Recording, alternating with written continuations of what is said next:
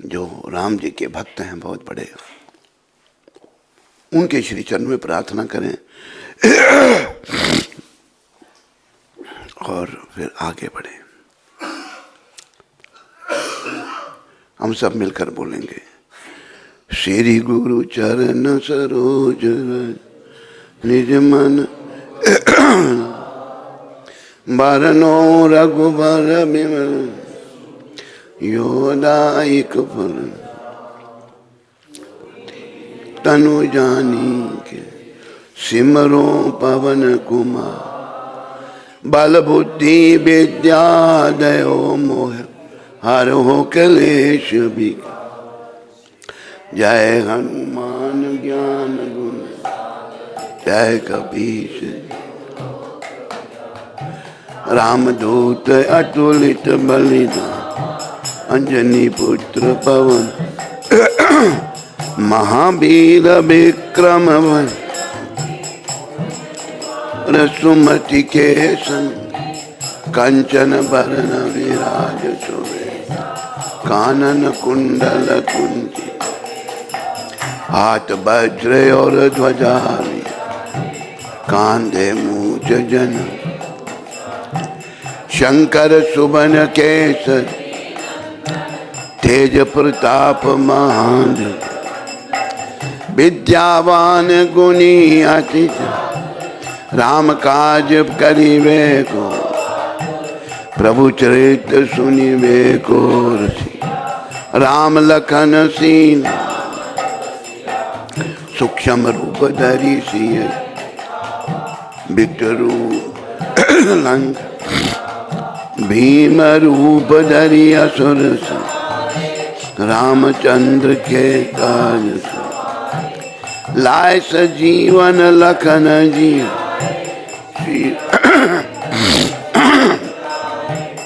रघुपति कीन्हे बहुत तुम मम प्रिय भरत सम सहस बदन तुमरे जस अस कही श्रीपति कंठ सनकादिक ब्रह्मादि मुनि नारद सारद सहित यम कुबेर दिगपाल जहां कवि को विद कही सके तुम उपकार सुग्रीव की राम मिलाय राजपद तुमरो मंत्र भविष्य लंकेश्वर भय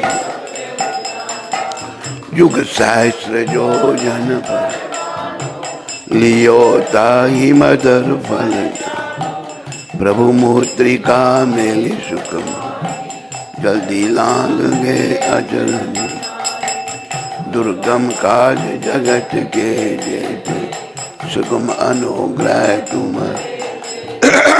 राम द्वारे तुम रख होत न आज्ञा बिनु पै सब सुख लय तुम्हारी तुम रक्षक का आपन तेज सवार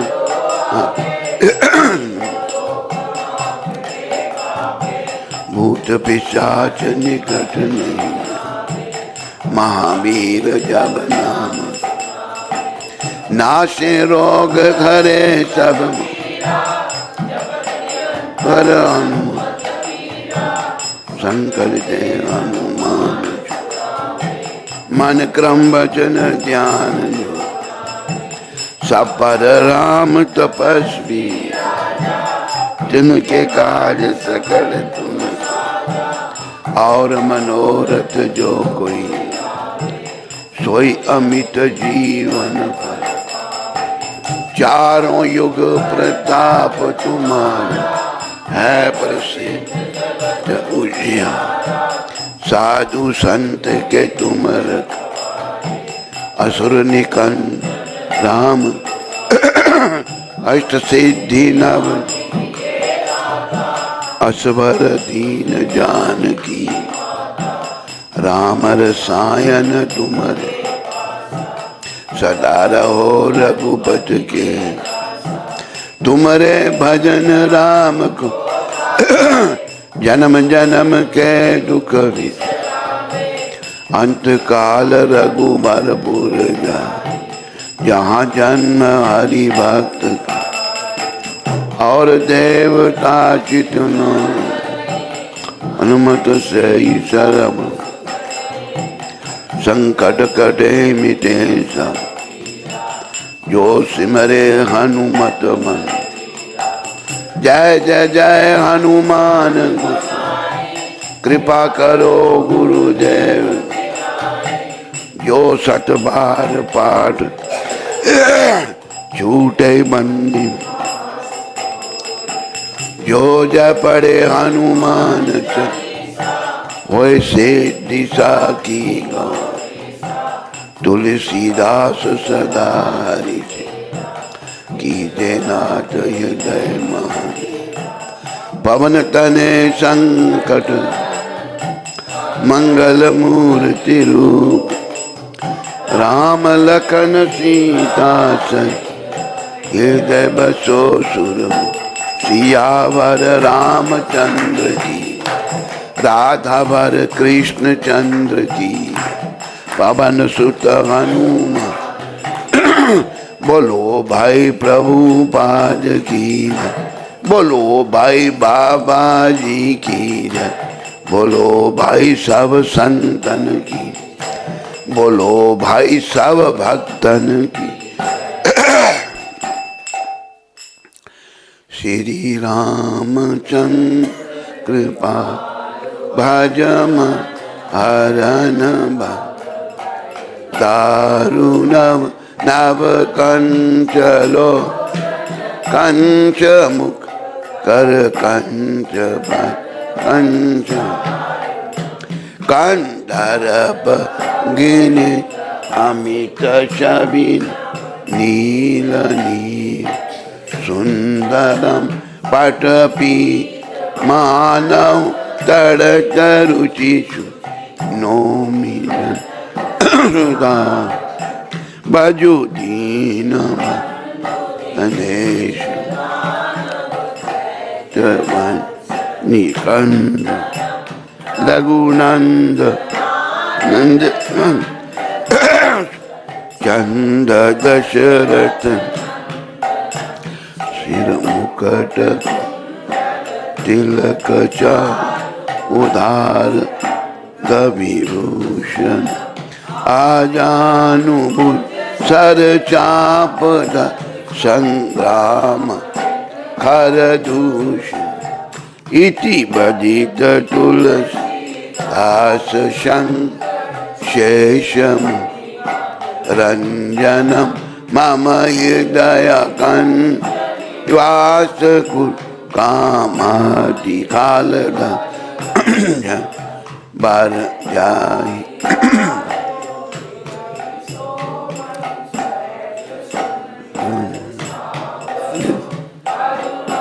निधान सुजा शीत स्नेह राव। एही भांति गौ अशीष सुन सहित हरिषत अली तुलसी भवा। पूजी मुनि मुदित मंदिर चली। जानी गौरी अनुकूल सिया हिये हर्षु न जाई कहीं। मंजुल मंगल मूल बाम अंग फरकन लगे। बोलो सीताराम लक्ष्मण हनुमान की। कथा प्रारंभ होत है सुनिए वीर हनुमान। राम लक्ष्मण जानकी सदा करो कल्याण। सियावर रामचंद्र की राधावर कृष्ण चंद्र। पवन सुत हनु।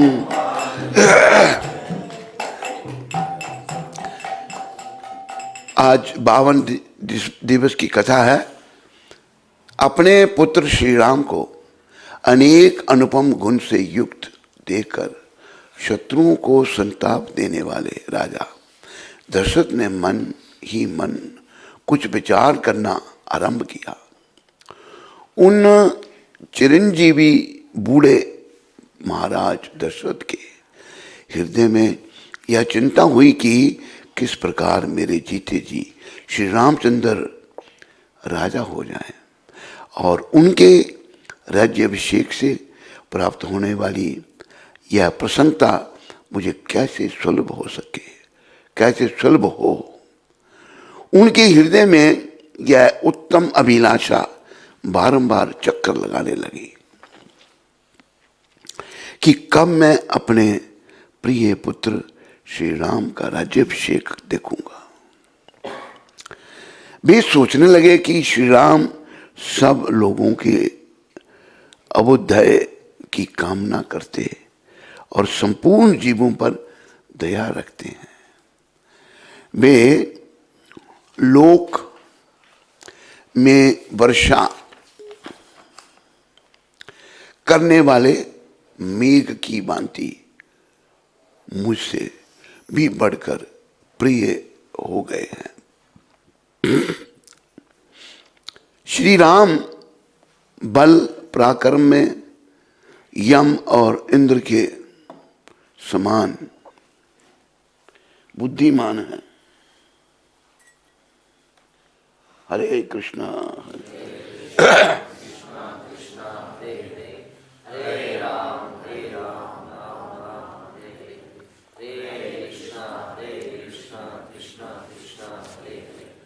हाथ धोने के लिए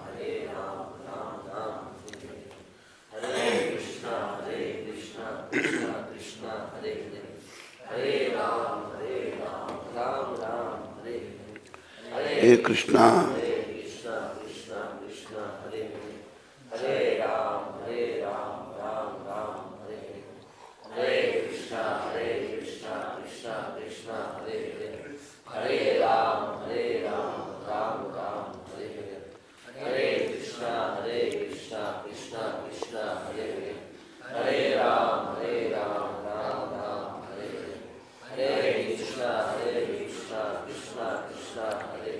पूरा पी लूं।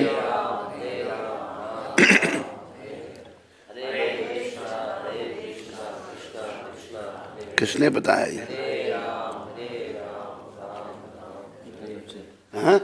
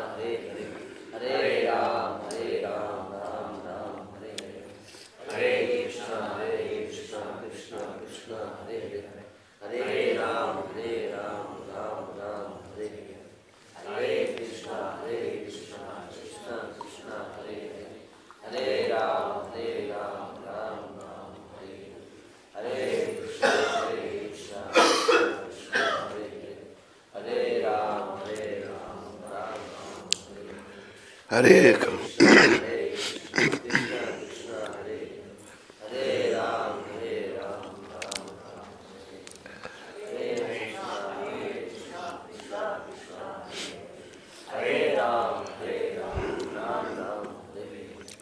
हरे कृष्ण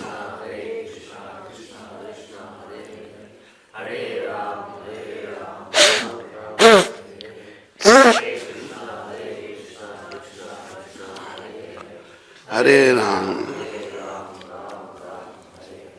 हरे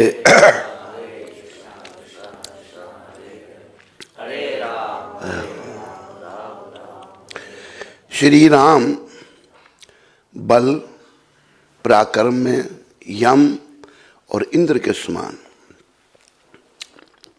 बुद्धि में बृहस्पति के समान और धैर्य में पर्वत के समान,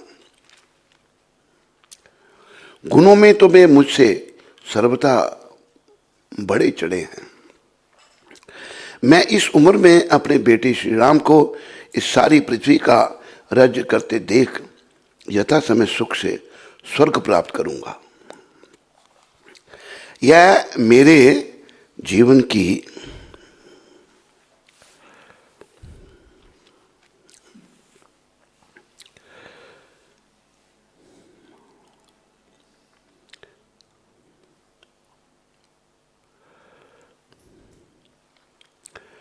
इस प्रकार विचार कर तथा अपने यह मेरे जीवन की साध है। इस प्रकार विचार कर तथा अपने पुत्र श्री राम को उन नाना प्रकार के विलक्षण सज्जनोचित असंख्य तथा लोकोत्तर गुणों से जो अन्य राजाओं में दुर्लभ हैं विभूषित देख राजा दशरथ ने मंत्रियों के साथ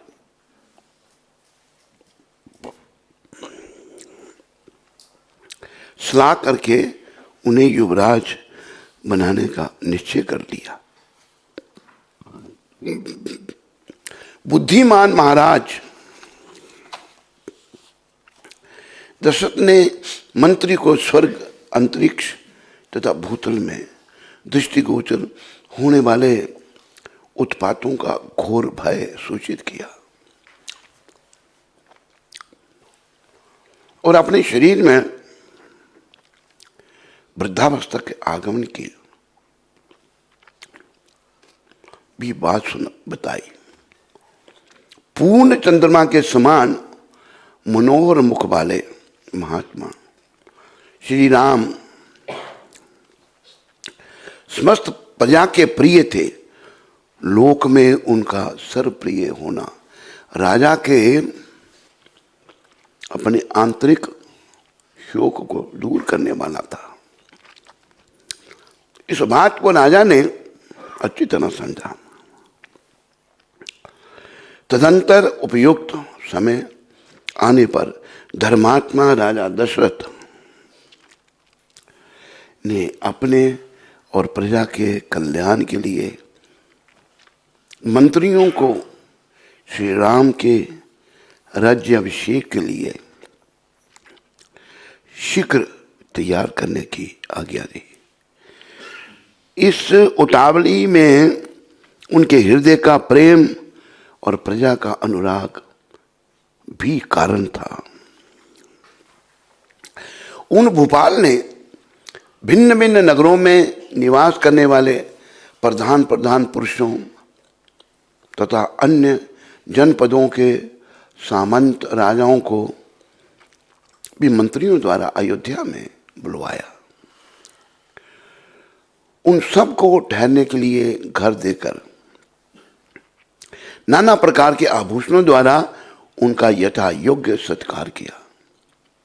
तत्पश्चात स्वयं भी अलंकृत होकर राजा दशरथ उन सब से उसी प्रकार मिले जैसे प्रजापति ब्रह्मा प्रजा वर्ग से मिलते हैं।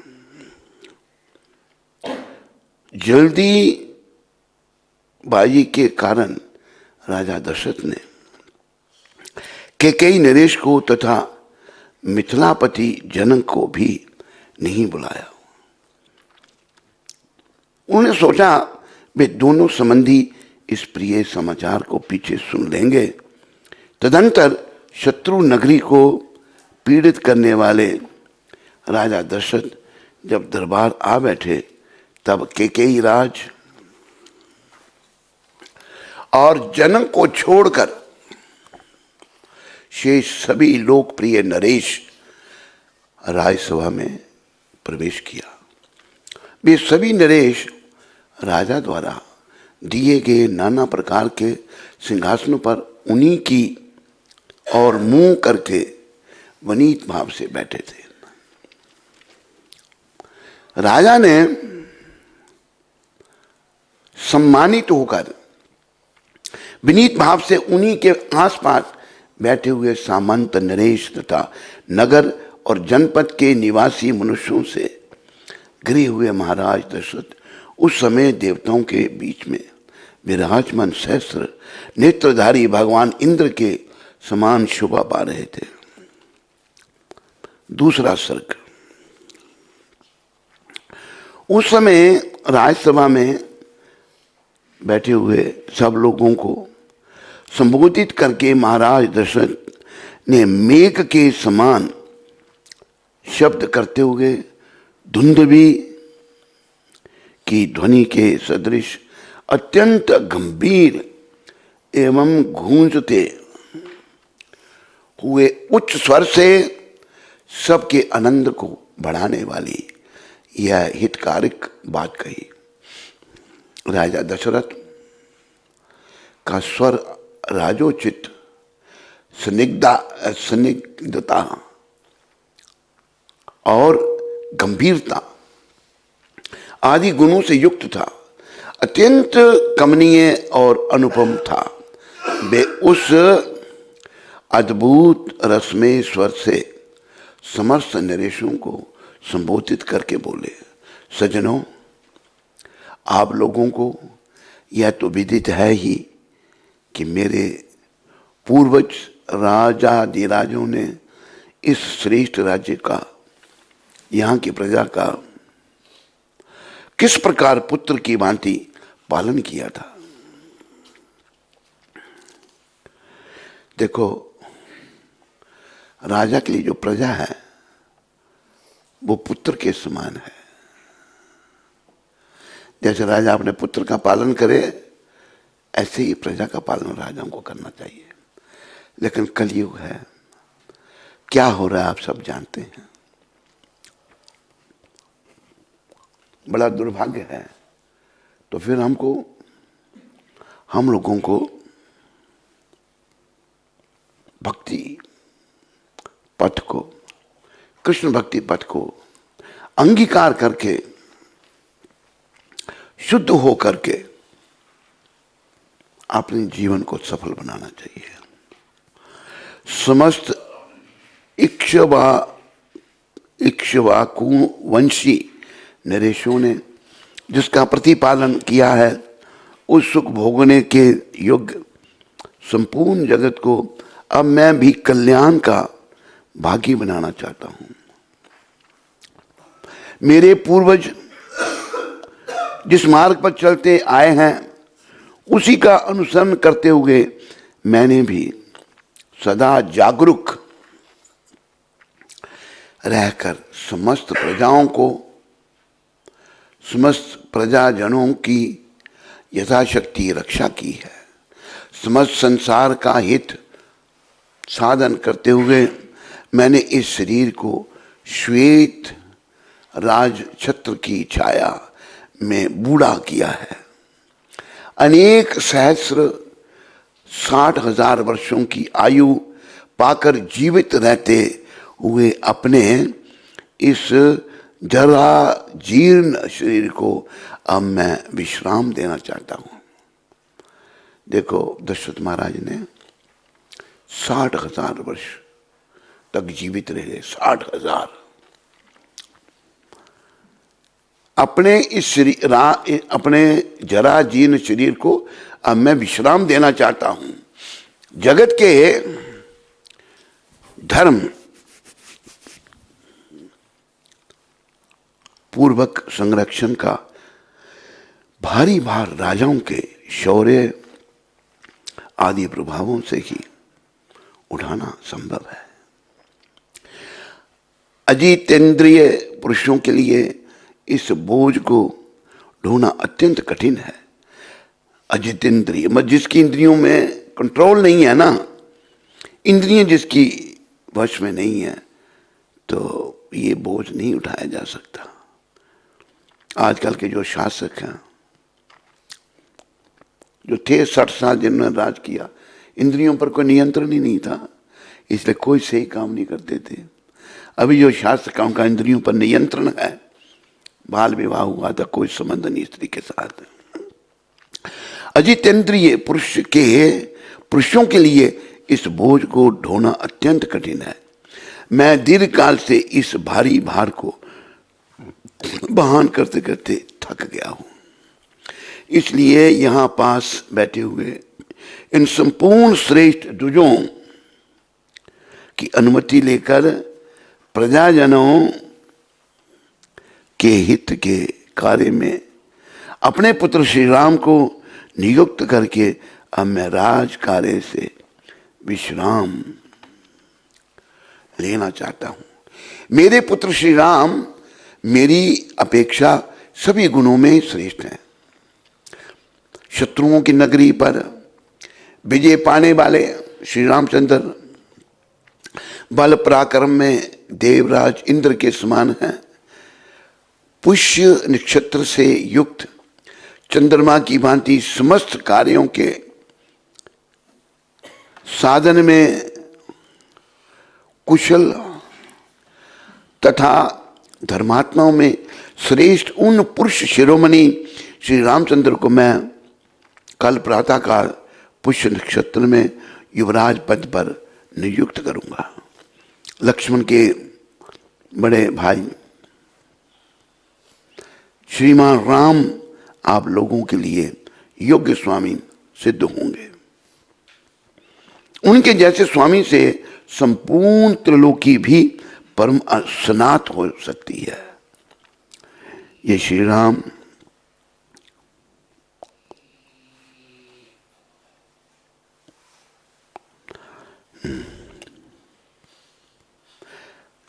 राम कल्याण स्वरूप हैं।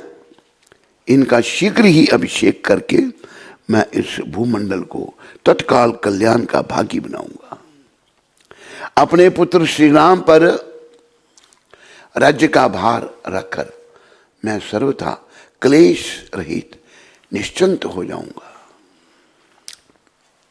यदि मेरा यह प्रस्ताव आप लोगों को अनुकूल जान पड़े और यदि मैंने यह अच्छी बात सोची हो तो आप लोग इसके लिए मुझे सहर्ष अनुमति दें अथवा यह बतावें कि मैं किस प्रकार से कार्य करूं।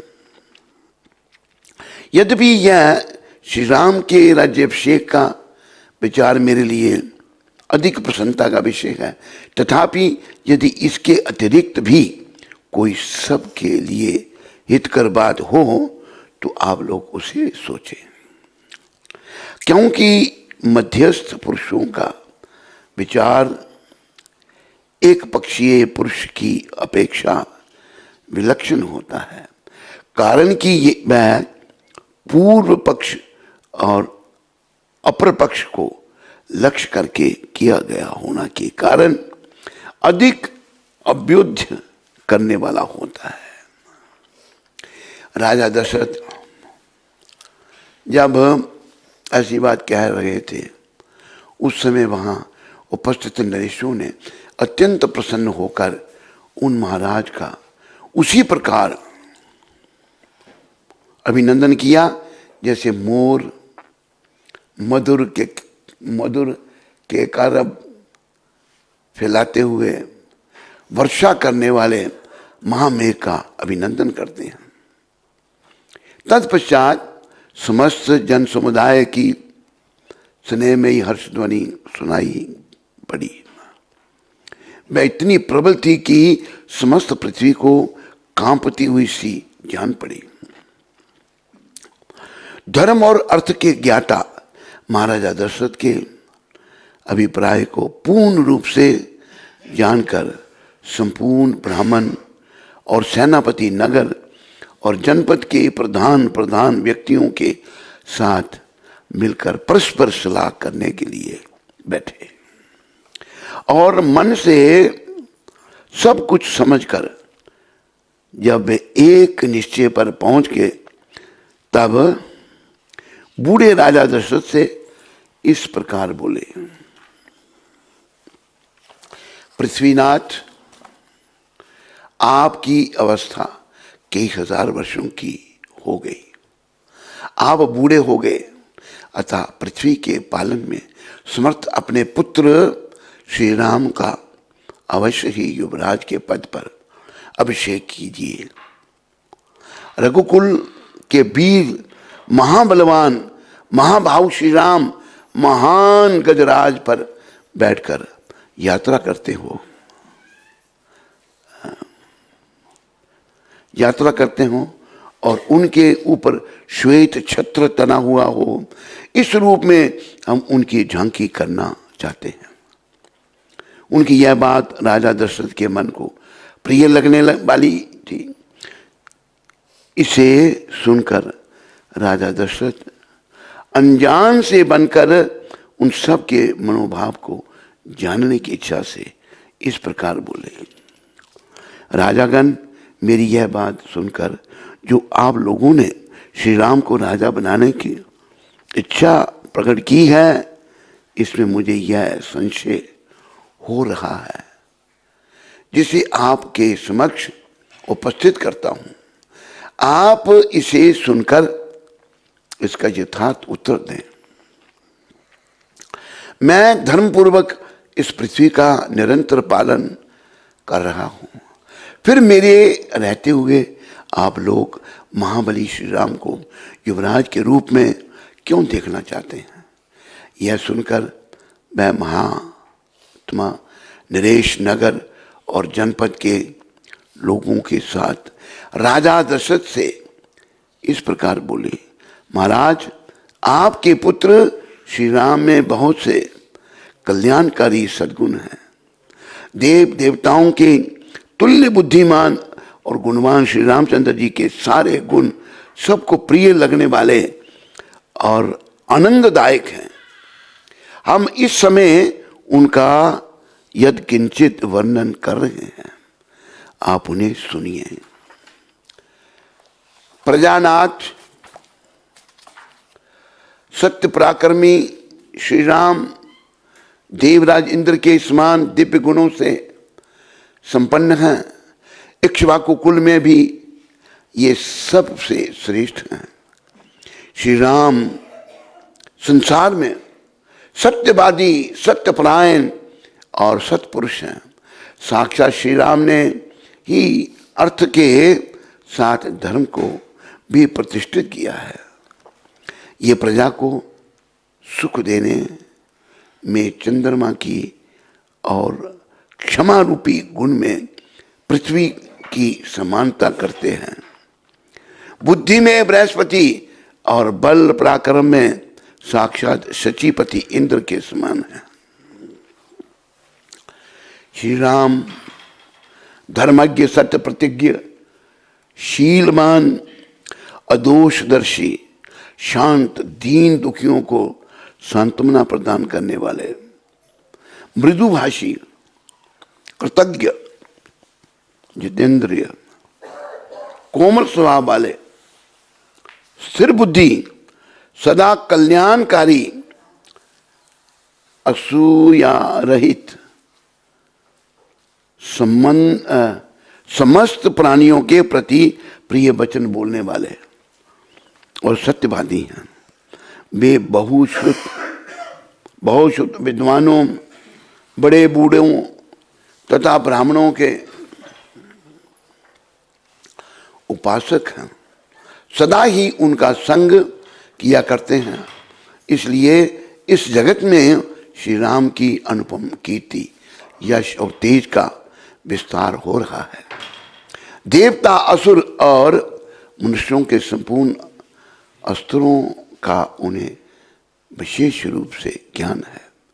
वे सांग वेद के यथार्थ विद्वान हैं और संपूर्ण विद्याओं में भली भांति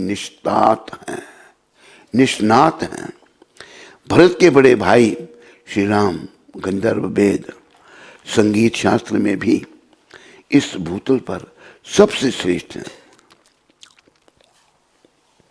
कल्याण की कल्याण तो वे जन्मभूमि है। उनका स्वभाव साधु पुरुषों के समान है। हृदय उदार और बुद्धि विशाल है। धर्म और अर्थ के प्रतिपादन में कुशल श्रेष्ठ ब्राह्मणों ने उन्हें उत्तम शिक्षा दी है। वे ग्राम अथवा नगर की रक्षा के लिए लक्ष्मण के साथ जब संग्राम भूमि जाते हैं, उस समय वहां जाकर विजय प्राप्त किए बिना पीछे नहीं लौटते। संग्राम भूमि से हाथी अथवा रथ के द्वारा पुनः अयोध्या लौटने पर वे पूर्ववासियों से सज्जनों की भांति प्रतिदिन उनके पुत्रों, अग्निहोत्र की अग्नियों, स्त्रियों, सेवकों और शिष्यों का कुशल समाचार पूछते रहते हैं। जैसे पिता अपने औरस पुत्रों का कुशल मंगल पूछता है, उसी प्रकार वे समस्त पूर्ववासियों से क्रमशः उनका सारा समाचार पूछा करते हैं। पुरुष सिंह श्री राम ब्राह्मणों से सदा पूछते रहते हैं कि आपके शिष्य आप लोगों की सेवा करते हैं ना। क्षत्रियों से यह जिज्ञासा करते हैं कि आपके सेवक कवच आदि से सुसज्जित हो आपकी सेवा में तत्पर रहते हैं ना। नगर के मनुष्यों पर संकट आने पर वे बहुत दुखी हो जाते हैं और उन सब के घरों में सब प्रकार के उत्सव होने पर उन्हें पिता की भांति प्रसन्नता होती है। वे सत्यवादी, महान, धनुर्धर, वृद्ध पुरुषों के सेवक और जितेंद्रिय हैं। श्री राम पहले मुस्कुराकर वार्तालाप आरंभ करते हैं। उन्होंने संपूर्ण हृदय से धर्म का आश्रय ले रखा है। वे कल्याण का सम्यक आयोजन करने वाले हैं। निंदनीय बातों की चर्चा में उनकी कभी रुचि नहीं होती है। उत्तरोत्तर उत्तम युक्ति देते हुए वार्तालाप करने में वे साक्षात बृहस्पति के समान हैं। उनकी बाहें सुंदर हैं, आंखें विशाल और कुछ लालिमा लिए हुए हैं। वे साक्षात विष्णु की भांति शोभा पाते हैं। संपूर्ण लोगों को आनंदित करने वाले ये श्री राम शूरता, वीरता और पराक्रम आदि के द्वारा सदा प्रजा का पालन करने में लगे रहते हैं। उनकी इंद्रियां राग आदि दोषों से दूषित ही उनकी इंद्रियां राग आदि दोषों से दूषित ही होती हैं लोगों की। इस पृथ्वी की तो बात ही क्या है, वे संपूर्ण त्रिलोकी की भी रक्षा कर सकते हैं। उनका क्रोध और प्रसाद कभी व्यर्थ नहीं होता है। जो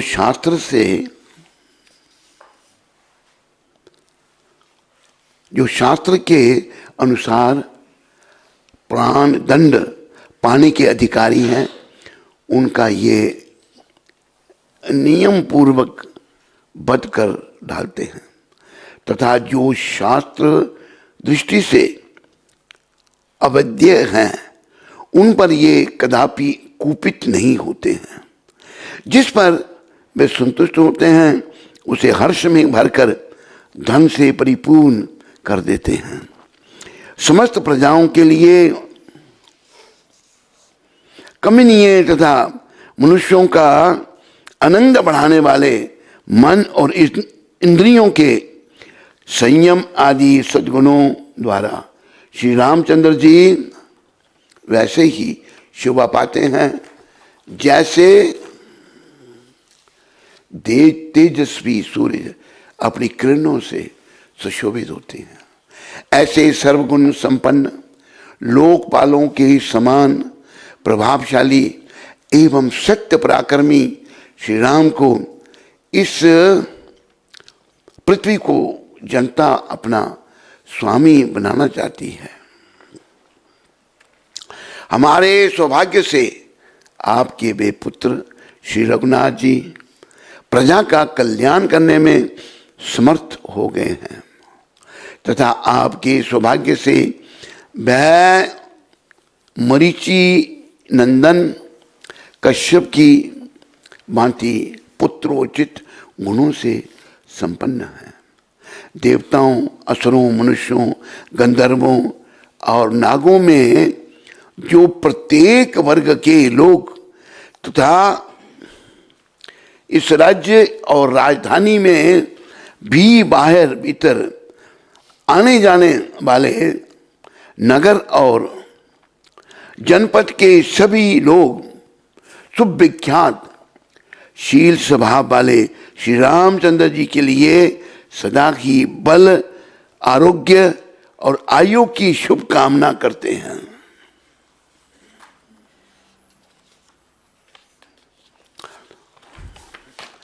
इस नगर की बूढ़ी और युवती सब तरह की स्त्रियां सवेरे और सायंकाल में एकाग्रचित्त होकर परम उदार श्री रामचंद्र जी के युवराज होने के लिए देवताओं से नमस्कार पूर्वक प्रार्थना किया करती हैं। देव उनकी वह प्रार्थना आपके कृपा प्रसाद से अपूर्ण होनी चाहिए। नृपश्रेष्ठ जो सुशोभित तथा समस्त शत्रुओं का संहार करने में समर्थ हैं, आपके उन ज्येष्ठ पुत्र श्री राम को हम युवराज पद पर विराजमान देखना चाहते हैं। अतः वरदायक महाराज, आप देवादिदेव श्री विष्णु के समान पराक्रमी, संपूर्ण लोकों के हित में संलग्न रहने वाले और महापुरुषों द्वारा सेवित अपने पुत्र श्री राम जी का जितना शीघ्र हो सके प्रसन्नता पूर्वक राज्य अभिषेक कीजिए। इसी में हम लोगों का हित है।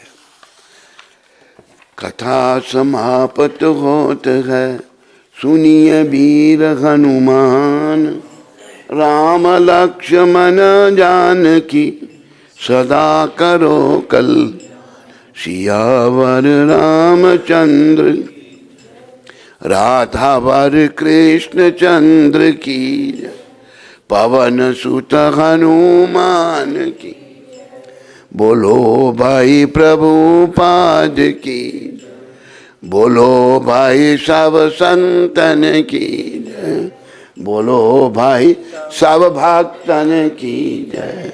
हरे कृष्ण।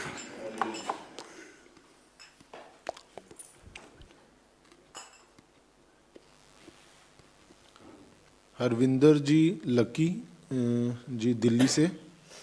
हरे कृष्णा। 108 दंडवत प्रणाम Gurudev Maharaj ji. Maharaj ji, after I lost my younger brother due to Covid, I lost my mother on Diwali, and after that I am not able to concentrate on my mala jap and became irregular on Mangal Aarti. What should I do? Lucky, दुख की बात है, तेरा भाई चला गया, तेरी माता चली गई। ये संसार की यही रीति है, हम सबको जाना है। दुख तो होता है, जैसा रिश्ता है, लेकिन तुमने प्रयास करना है भजन करने का। अभी देखो तेरी माता और तेरा भाई चला गया है, किसने यहाँ रहना? हम रहेंगे, यहाँ कोई रहेगा? कोई नहीं। इसलिए तुम प्रयास करके अपनी माला करो और मंगल आरती जरूर करो, सारे परिवार वालों से कराओ और जीवन को सफलता के पथ पर आगे बढ़ाओ। शिवांगी सेनापति रांची से। हरे कृष्ण गुरु महाराज जी, आपके पावन चरणों में आपकी इस बेटी का दंडवत प्रणाम। गुरु महाराज, जब घर की सिचुएशन ठीक ना हो, सब गलत कर रहे हों और हमसे सहा नहीं जा रहा हो, तब हमें क्या करना चाहिए? चुप रहना चाहिए या फिर बोलना चाहिए? और हम ये कैसे समझें कि कृष्ण क्या चाहते हैं, हम क्या करें? गुरु महाराज, मेरे पिताजी पर भी कृपा करें कि वो भी भक्ति पथ में आगे बढ़ें। आपकी सबसे पतित बेटी शिवांगी। शिवांगी बेटी, क्या करें? भजन भक्ति करें, धीरे धीरे जो है हम प्रगति करते हैं, एकदम नहीं होगा। तूने कहा कि क्या करें, बोलें उनको, नहीं बोलें घर वालों को जो भक्ति नहीं करते। ये भी निर्भर करता है कैसी परिस्थिति है, कहीं बोल भी सकते हैं, कहीं नहीं भी बोल सकते हैं। कई तो अलग अलग लोगों के विचारधारा है, अलग अलग परिस्थितियाँ हैं, लेकिन फिर भी तुम भक्ति का प्रयास करो और भगवान के नाम का सिमरन करो, भगवान से प्रार्थना करो कि वो सबको सद्बुद्धि दें और वो भी भक्ति करें। सोहन लाल जी रियासी से। हरे कृष्णा गुरुदेव जी, दंडवत प्रणाम। महाराज श्री, मेरा प्रश्न है कि अगर कोई भक्त अपनी मिनिमम साधना को कॉम्प्रोमाइज़ करके प्रचार सेवा ज़्यादा करता है, भक्त बहुत बनाता है, तो क्या गुरु महाराज यह चीज़ आपको प्रसन्न करेगी? देखो, पहली बात तो ये है सोनलाल जी, कोई भक्त नहीं बना सकता, हम निमित्त बन सकते हैं भक्त बनाने में। देखो कि इतने भारत में साधु संत हुए, किसने भक्त बनाए? किसी ने नहीं। लेकिन प्रभुपाद जी एक ऐसे संत हुए जिन्होंने सारी दुनिया में भक्ति का प्रचार कर दिया। तो हम निमित्त बन सकते हैं। जैसे सोनलाल जी, कृष्ण भगवान ने अर्जुन को कहा था, निमित्त मात्र भव सब साचिन। अर्जुन, तू इस युद्ध में निमित्त बन और शरीर को ले। तो ये नहीं हमें सोचना चाहिए कि मैं कर सकता हूँ। हाँ, अगर मैं अच्छा भक्त बन गया तो कृष्ण मुझे अपनी सेवा में निमित्त बना सकते हैं। देखो कि महाभारत का युद्ध हुआ, वैसे भगवान ने पांडवों को निमित्त बनाया, युद्ध भगवान ने ही किया। ये प्रसंग पहले भी हमने एक दिन सुनाया था, बारबरिक का और कृष्ण भगवान का। तो हमें निमित्त बनना है, अपनी साधना भी बढ़ानी है, प्रचार भी करना है, भक्तों को बनाने में निमित्त भी बनना है। इससे हमारा सोनलाल जी जीवन सफलता के पथ पर आगे बढ़ेगा। पद्मावती माता सूरत से। हरे कृष्णा गुरुजी के चरणों में कोटि कोटि दंडवत प्रणाम। गुरुजी, आपकी कृपा का चमत्कार बताना चाहती हूँ। आपकी कृपा अपार है। गुरुजी, आपने अपने मुखारविंद से कहा कि यहाँ मंदिर में प्रभुपाद की बड़ी मूर्ति लाओ।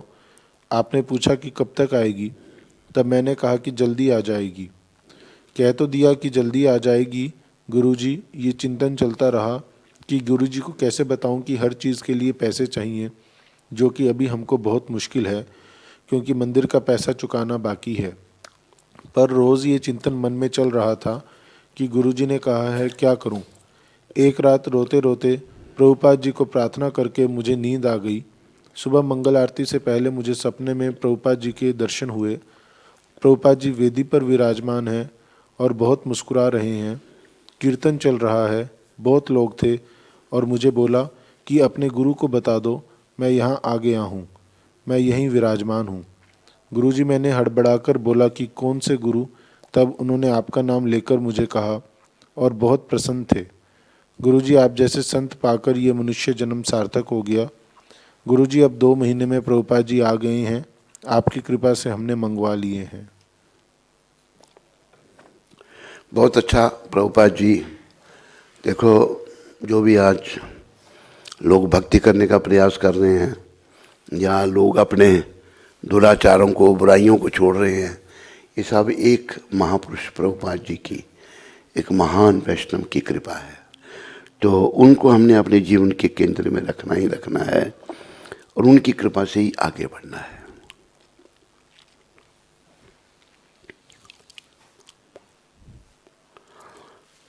स्कंद पुराण में तुलसी देवी की प्रशंसा इस प्रकार की गई है। मैं तुलसी देवी को नमस्कार करना चाहता हूँ क्योंकि ये